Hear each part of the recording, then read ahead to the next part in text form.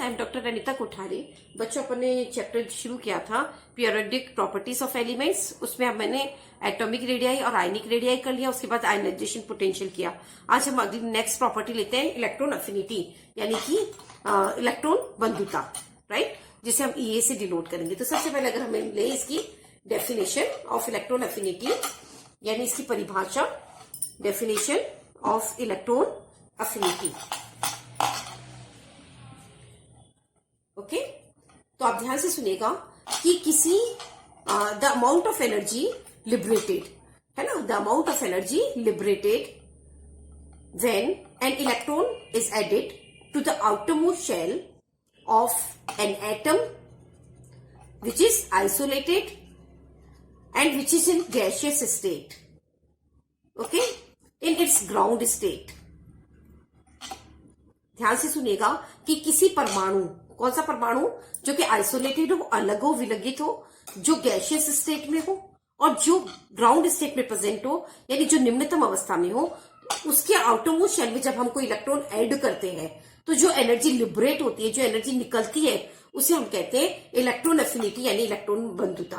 Okay, so the amount of energy liberated, यानी ऊर्जा की वह मात्रा जो निकलती है when we add an electron, जब हम कोई इलेक्ट्रॉन को ऐड करते हैं in the outer most shell, सबसे बाहरी कक्षक में, in the isolated gaseous state of atom in its ground state, जब वो एटम बिल्कुल आइसोलेटेड हो, विलगित हो, गैसियस स्टेट में हो और वो निम्नतम अवस्था में हो। Got it? तो अब आप देखिएगा कि जब हम किसी में इलेक्ट्रॉन ऐड करते हैं तो हमें एनर्जी लिबरेट होती है, that is addition. Electron affinity is exothermic process, जिसमें कि आप देखोगे कि एनर्जी लिबरेट हो रही है और इसकी जो वैल्यू आएगी वो नेगेटिव में आएगी, राइट, है ना, because energy is liberated. This is the exothermic process, right. लेकिन जब हम किसी में एक इलेक्ट्रॉन ऐड कर देते हैं, राइट, उसके बाद में अगर हम दूसरा इलेक्ट्रॉन और ऐड करना चाहेंगे तो व्हाट विल हैपन कि पहले से जो प्रेजेंट इलेक्ट्रॉन है वो आने वाले इलेक्ट्रॉन को क्या करेगा, रिपेल करेगा, उसको प्रतिकर्षित करेगा। और जब वो उसको प्रतिकर्षित करेगा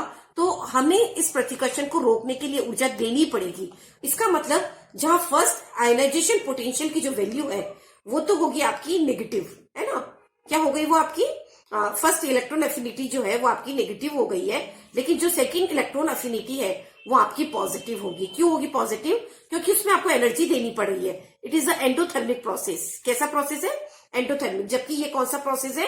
एक्सोथर्मिक। ओके, तो ये वर्ड आपको क्लियर हो गया बच्चों कि जब हम किसी एटम की उसकी आइसोलेटेड गैसियस स्टेट में आउटर मोस्ट शेल के अंदर जब कोई इलेक्ट्रॉन ऐड करते हैं तो उस प्रोसीजर में एनर्जी निकलती है, जिसे हम कहते हैं इलेक्ट्रॉन अफिनिटी, यानी इलेक्ट्रॉन बंधुता, राइट। जब हम एक इलेक्ट्रॉन ऐड करते हैं तब तो एनर्जी लिबरेट होती है, लेकिन जब हम उसमें दूसरा इलेक्ट्रॉन ऐड करने की कोशिश करते हैं तो पहले से प्रेजेंट इलेक्ट्रॉन उसको रिपेल करता है। और यही रीजन है कि जो सेकेंड इलेक्ट्रॉन अफिनिटी की वैल्यू होती है वो नेगेटिव नहीं होकर के क्या होती है, पॉजिटिव होती है। Okay, now we come to the factors affecting electron affinity. Factors affecting electron affinity, यानी इलेक्ट्रॉन बंधुता को प्रभावित करने वाले कारक। Number 1 is the atomic size, यानी कि परमाणु का आकार। जितना बड़ा परमाणु होगा उतनी कम इलेक्ट्रॉन अफिनिटी होगी, right. So the first factor is the atomic size. जितना बड़ा आकार उतनी कम इलेक्ट्रॉन अफिनिटी, और अगर छोटा आकार हुआ तो इलेक्ट्रॉन बंधुता उसकी ज्यादा होगी।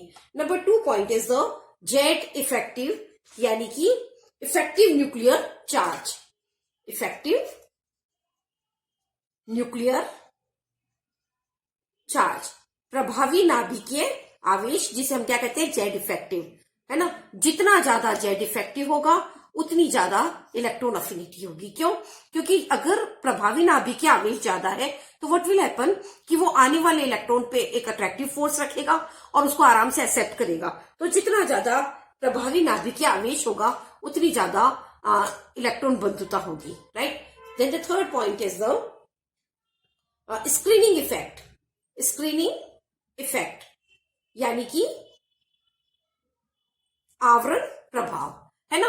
मैंने आपको पहले भी बताया था बच्चों, स्क्रीनिंग इफेक्ट क्या होता है कि न्यूक्लियस क्या करता है, आउटर मोस्ट इलेक्ट्रॉन को अपनी तरफ अट्रैक्ट करता है, लेकिन अंदर वाले शेल के जो इलेक्ट्रॉन्स होते हैं वो इस अट्रैक्शन को कम कर देते हैं। They reduce the attraction, reduce the attraction on the outermost electron, right? और अगर वो इसको रिड्यूस कर देंगे तो what will happen कि न्यूक्लियस का अट्रैक्शन कम हो गया, है ना? और अगर अट्रैक्शन कम हो गया तो हम ये कहेंगे कि आने वाला इलेक्ट्रॉन आराम से इजीली इसके ऊपर नहीं जाएगा, या हम ये कह सकते हैं कि स्क्रीनिंग इफेक्ट, यानी कि आवरण प्रभाव is inversely proportional two electron affinity, है ना? क्योंकि जितना ज्यादा स्क्रीनिंग होगी, है ना, इलेक्ट्रॉन क्या होगा, उतना इजीली नहीं आ पाएगा, राइट? क्योंकि न्यूक्लियस का अट्रैक्शन नहीं हो रहा है तो उसकी इलेक्ट्रॉन अफिनिटी कम होगी। लेकिन अगर स्क्रीनिंग इफेक्ट कम हुआ तो व्हाट विल हैपन, यहाँ पे ये चीज कम हुई तो इलेक्ट्रॉन को ये अच्छे से अट्रैक्ट करेगा, और अगर जब ये इलेक्ट्रॉन को अच्छे से अट्रैक्ट करेगा इसका मतलब आने वाला इलेक्ट्रॉन भी इजीली अट्रैक्ट होगा और उसकी इलेक्ट्रॉन अफिनिटी क्या होगी, ज्यादा होगी। Got it? So this is the third factor. Okay, now we come to the fourth factor, and that is the stability of filled and half filled orbitals. Filled and half filled orbitals यानी भरे हुए और अर्ध भरे हुए कक्षक, field orbitals. आप जानते हैं कि जो फील्ड और हाफ फील्ड ऑर्बिटल्स होती है, दे आर हाईली स्टेबल, वो बहुत ज्यादा क्या होती है, स्टेबल होती है, और इसीलिए उस ऐसी जो कॉन्फ़िगरेशंस होते हैं जो कि फील्ड और हाफ फील्ड होते हैं उसमें हम और इलेक्ट्रॉन ऐड नहीं कर पाते हैं। तो जब आप इलेक्ट्रॉन ऐड नहीं कर पाओगे इसका मतलब उसकी इलेक्ट्रॉन एफिनिटी क्या होगी, बहुत कम होगी। They are having less value of electron affinity, उनकी इलेक्ट्रॉन एफिनिटी कम होती है क्योंकि उनका जो कॉन्फ़िगरेशन है वो स्टेबल है और वो इलेक्ट्रॉन लेना और पसंद नहीं करती। Got it? So this is all, these are the factors which affects the value of electron affinity. Okay, now we come to the trend in periodic table, यानी periodic table में इलेक्ट्रॉन अफिनिटी किस तरह से change होती है वो trend हम discuss करेंगे। Okay, so the next point is the periodicity in electron affinity, यानी इलेक्ट्रॉन बंधुता में पीरियोडिसिटी। ओके, तो मैं पहले हेडिंग डाल देती हूँ, periodicity in electron affinity, electron बंधुता में periodicity. Okay, so when we move in group from up to down, we know that the size of atom increases and it becomes difficult to add the electrons, and hence the value of electron affinity decreases in the group. Okay, है ना, because the size of atom increases, right? But when we move, this is the case of a group. Okay, but in case of the period, जब हम period में जाते हैं, what happens when we move from left to right, then the size of atom continuously decreases, and hence since the size decreases it becomes easy to add the electrons in the outermost end of the atom. Okay, so we say that the value of electron affinity increases in a period. Got it? वो इसमें बढ़ती है, right? So this is the change in the periodic table. Okay, now we come to the next some points which are related with the electron affinity, कि किस तरह से कुछ elements की electron affinity अलग अलग होती है। Okay, so the important points related with the electron affinity are some important points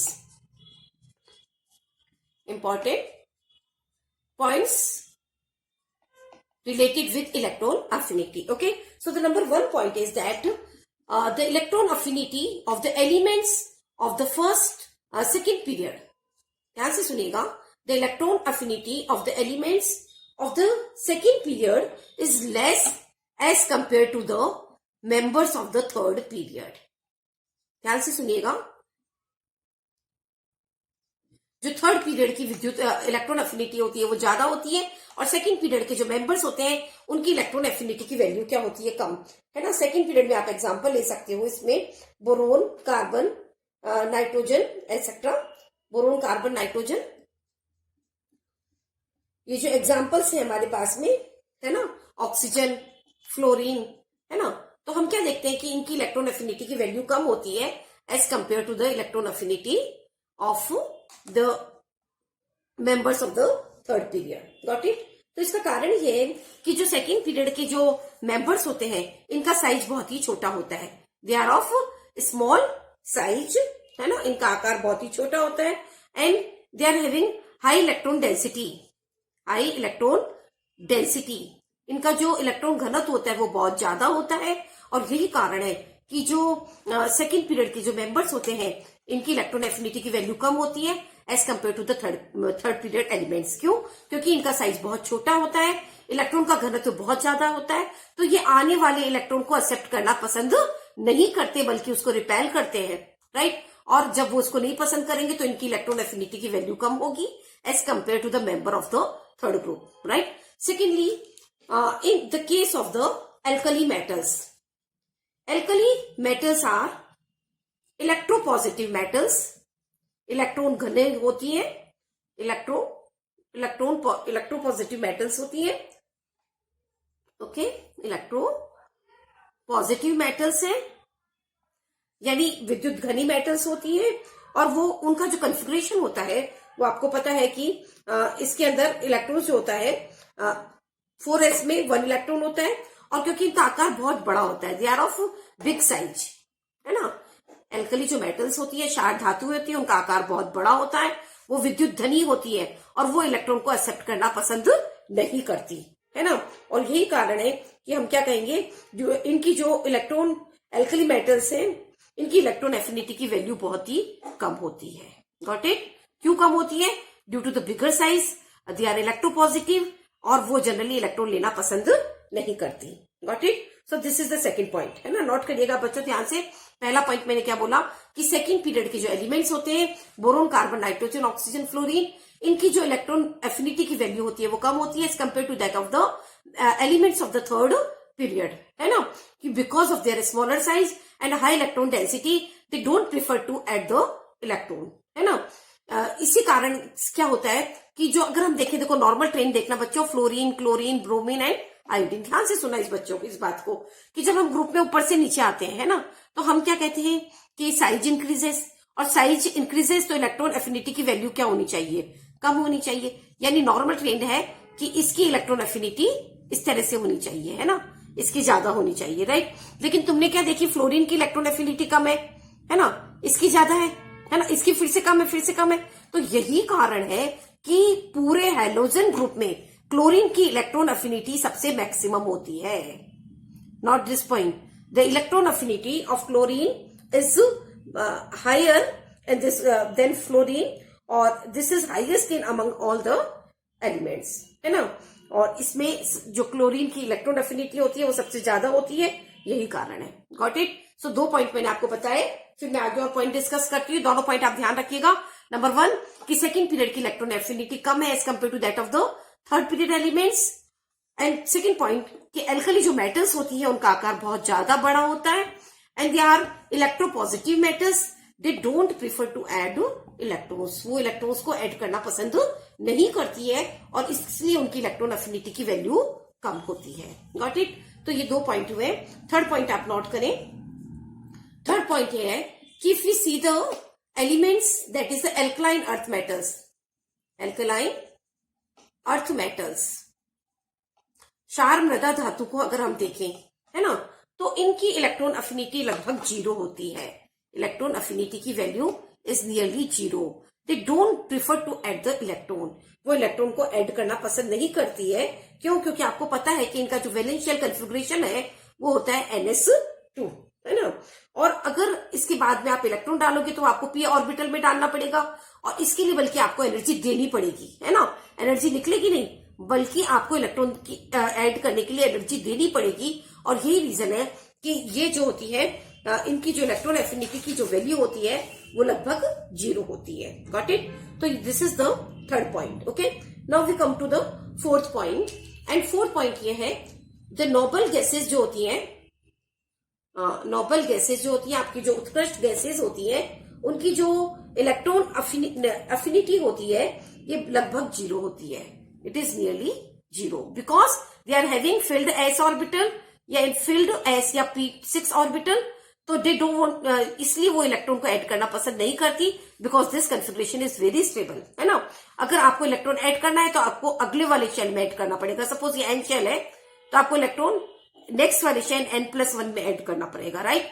तो this requires too much energy, और यही रीजन है कि noble gases don't prefer to add electron, और इनकी जो इलेक्ट्रॉन अफिनिटी है वो लगभग 0 होती है। This is the fourth point. Got it? Now we come to the fifth point, है ना, ध्यान से सुनिएगा बच्चों। फिफ्थ पॉइंट भी आप फिफ्थ पॉइंट में आप इस तरह से कंपेयर करिएगा elements of the 14, 15 and 13 group. ध्यान से सुनिएगा, है ना। फिफ्थ पॉइंट में मैं आपको लिखा रही हूं, सपोज मैं आपके ले रही हूं 14 ग्रुप की फैमिली को। 14 ग्रुप में आपका है कार्बन, सिलिकॉन और जर्मेनियम, है ना। और 13 ग्रुप में आपके हैं बोरोन, एल्यूमिनियम और गैलियम, है ना। तो ये देखा गया कि जो 14 ग्रुप के मेंबर्स हैं उनकी जो इलेक्ट्रॉन एफिनिटी की वैल्यू है वो ज्यादा होती है as compare to the respective next member in the same period of 13 group. यानी अगर हम देखें कार्बन और बोरोन को, तो कार्बन की इलेक्ट्रॉन एफिनिटी ज्यादा है as compare to boron, silicon की ज्यादा है as compare to aluminium and germanium की ज्यादा है एज कंपेयर टू गैलियम, है ना। तो देखो ये सब एक्सप्लेन वाई के क्वेश्चंस होते हैं बच्चों। ध्यान से सुनना कि why the electron affinity values of the 14 group members are more as compared to the respective 13 group members। आप ध्यान से देखिए बच्चों कि इनके वैलेंस शेल का कॉन्फ़िगरेशन क्या है, S2 एंड P2। क्या है, S2 एंड P2। अब जब हम इसमें एक इलेक्ट्रॉन ऐड कर देंगे, क्या करा, एक इलेक्ट्रॉन हमने इसमें ऐड कर दिया, it become S2 P3, right. Now P3 is the half filled configuration, है ना। ये P3 क्या है, आपका हाफ फिल्ड कॉन्फ़िगरेशन है। और आपको पता है half filled configuration is always stable configuration, है ना। ये बहुत ज्यादा स्थायी होता है और यही कारण है कि जो 14 ग्रुप के मेंबर्स होते हैं वो आराम से इलेक्ट्रॉन लेना पसंद करते हैं और इनकी इलेक्ट्रॉन एफिनिटी की वैल्यू क्या होती है, हाई होती है। Got it. अब अगर आप कंपेयर करें the members of this 14 group family with again carbon, silicon and germanium, है ना, विथ 15 ग्रुप मेंबर्स। ध्यान से देखना, nitrogen, phosphorus and arsenic, right. तो अगेन आप देखेंगे कि 14 ग्रुप के मेंबर्स की जो इलेक्ट्रॉन एफिनिटी की वैल्यू वो ज्यादा है as compare to the member of 15th group. आप समझ के बताइए क्यों। जो 15th ग्रुप के जो मेंबर्स हैं, है ना, आपको पता है they are having half filled stable configuration, है ना। हाफ फिल्ड स्थायी विन्यास होता है, गॉट इट। और जब इनका हाफ फिल्ड स्थायी विन्यास है तो वो इलेक्ट्रॉन को लेना पसंद नहीं करते और इसीलिए इनकी इलेक्ट्रॉन एफिनिटी की वैल्यू कम होती है, राइट ना। But we come to this family, तो आप देखेंगे कि वो आराम से इलेक्ट्रॉन लेकर के स्टेबल कॉन्फ़िगरेशन बनाते हैं, got it. So this is the next point which I want to discuss you. Okay, now we come to the next one more point is the electron affinity of hydrogen is more than that of the alkali metals। यानी जो hydrogen है उसकी electron बंधुता क्षार धातुओं की तुलना में ज्यादा होती है। Got it. क्या वर्ड बोला मैंने, this is the 6th point. Electron affinity of hydrogen is more then the alkali metals. बताइए क्यों। क्योंकि हाइड्रोजन है उसका आकार बहुत छोटा होता है ना, और वो आराम से क्या करता है कि एक इलेक्ट्रॉन को एक्सेप्ट कर लेता है ना। और जब वो इलेक्ट्रॉन को एक्सेप्ट करता है तो वो आराम से क्या बना देता है, H- बना देता है, राइट। जबकि जो एल्कली मेटल्स होती है उनका आकार काफी बड़ा होता है और वो इलेक्ट्रॉन्स को एक्सेप्ट करना पसंद नहीं करती। और यही रीजन है कि हाइड्रोजन की इलेक्ट्रॉन एफिनिटी ज्यादा होती है as compare to alkali metals. Okay, और and the last point is this one, जो आपकी ये है हेलोजेंस होते हैं। ओके, हेलोजेंस जो है आपके they are having the highest value of electron affinity. The highest value of electron affinity, highest electron affinity होती है हेलोजेंस की। क्यों? क्योंकि इनका जो विन्यास होता है आप देखिएगा क्या होता है, S2P5, है ना। ध्यान से देखिएगा, S2P5 का मतलब क्या हुआ कि इनमें एक इलेक्ट्रॉन कम है as compare to that of the corresponding noble gas. देखो ध्यान से, है ना, ये ऐसे ये P है तो एक इलेक्ट्रॉन कम है। अब क्या होगा, ये आराम से एक इलेक्ट्रॉन को एक्सेप्ट करेंगे इसके अंदर and they are getting the filled configuration, filled P orbital हो जाएगी इनकी। और आपको पता है whenever the orbital is filled then it is a stable configuration। got it। तो हेलोजेंस की इलेक्ट्रॉन एफिनिटी सबसे ज्यादा होती है क्योंकि इलेक्ट्रॉन को एक्सेप्ट करके काफी स्टेबल कॉन्फ़िगरेशन गेन कर लेते हैं, just like noble gases, right.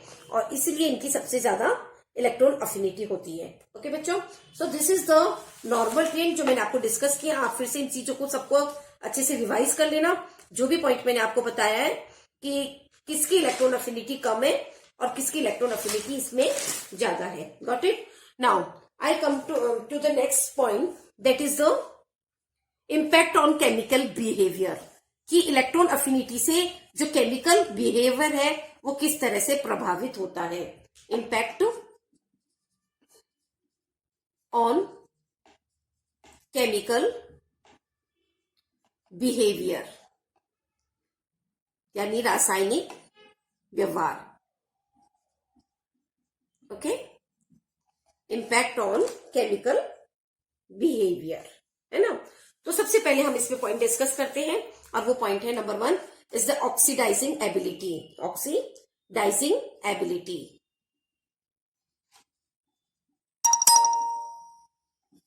यानी कि ऑक्सीडाइज करने की क्षमता.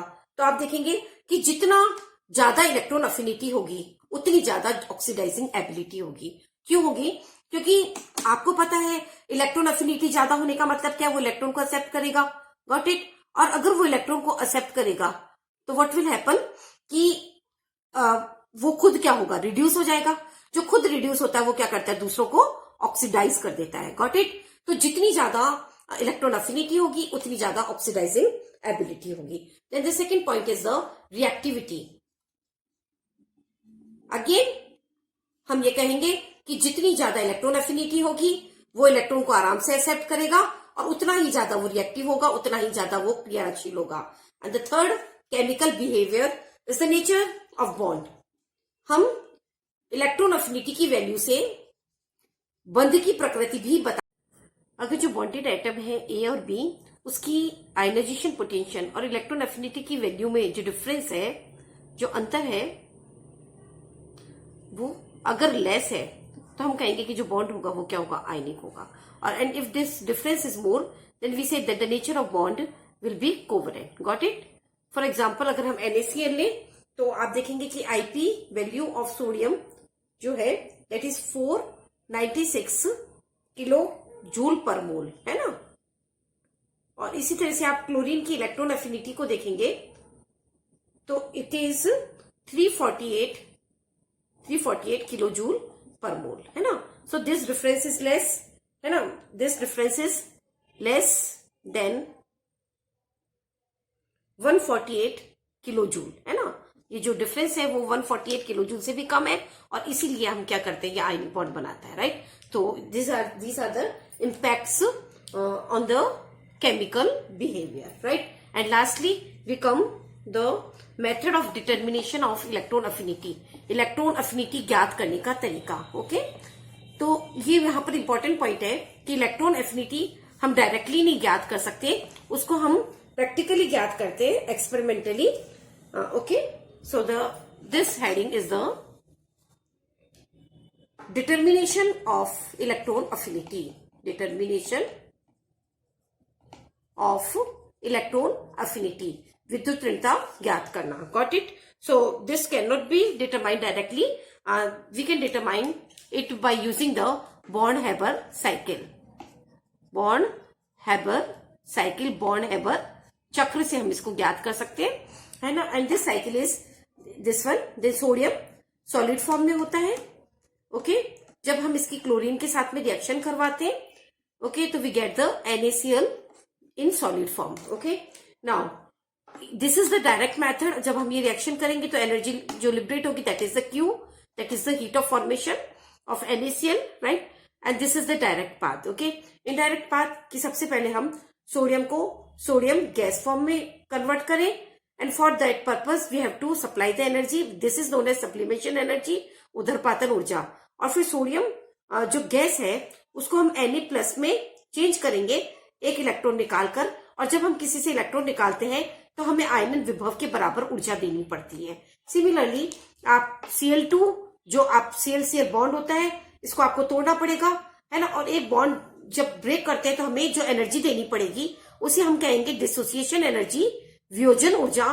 क्योंकि एक परमाणु को वियोजित करने के लिए हमें डिसोसिएशन एनर्जी D देनी पड़ रही है, तो हमने यहाँ पे आधा परमाणु लिया है, इसलिए जो एनर्जी देनी पड़ रही दैट इज प्लस D/2. सो ये बन गया आपका क्लोरीन गैस में बदल गया. ओके. नाउ व्हाट हैपन्स, ये भी आपकी गैस है, यहाँ पे मैं गैस लिख देती हूँ, क्लोरीन गैस है ना। अब इसमें अगर मैं एक इलेक्ट्रॉन को ऐड करूंगी, राइट, तो हमें एनर्जी इसमें लिबरेट होगी, that is equals to be electron affinity के बराबर एनर्जी निकली है, and it get converted into Cl-। अब आप देखो कि ये दोनों जो आपस में कंबाइन करेंगे और कंबाइन करके हमें क्या दे देंगे वापस से NaCl। तो जब 1 मोल हम क्रिस्टल बनाते हैं from ions to get 1 mole crystal lattice, तो जो एनर्जी जो निकलती है that is known as the lattice energy U, है ना। तो ये लैटिस एनर्जी हो गई। तो आप देखो कि डायरेक्ट प्रोसेस में जो एनर्जी निकली है that is Q, that equals to be the sum of the indirect process that is sublimation energy, ionisation potential plus D/2, यहां पर एनर्जी निकली है that is minus electron affinity and minus U।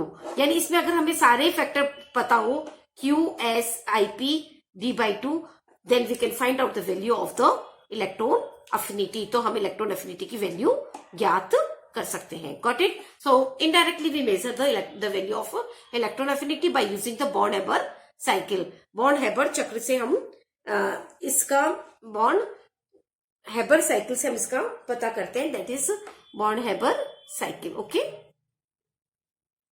Got it, HABER। Okay, Born Haber चक्र से हम इसका पता करते हैं। उसमें हम एक डायरेक्ट प्रोसेस में जो एनर्जी लिबरेट होती है Q, that is equals to the energy liberated in indirect process, right.